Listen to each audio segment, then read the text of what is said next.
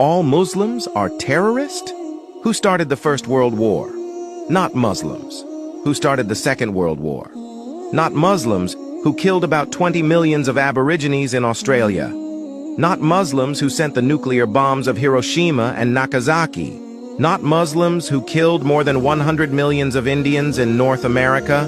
Not Muslims who killed more than 50 million of Indians in South America.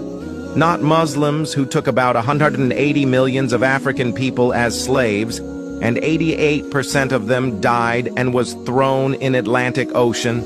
Not Muslims who has killed 1 million civilians in Iraq alone. Not Muslims. First of all, you need to define terrorism properly. If a non-Muslim does something bad, it's a crime, but if a Muslim commits something less than that, he's labeled a terrorist. So first, let's remove these double standards. Then come to the point, I'm proud to be a Muslim. Alhamdulillah.